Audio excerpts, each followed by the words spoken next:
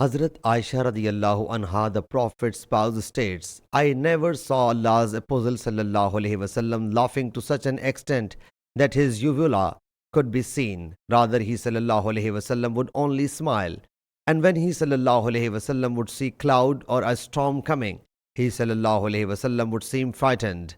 Hazrat Aisha radiyallahu anha said, O Allah's Apostle sallallahu alaihi wasallam, I observed that the people watching the cloud become happy at the prospect of rain, whereas I see that you get displeased at the sight of the clouds.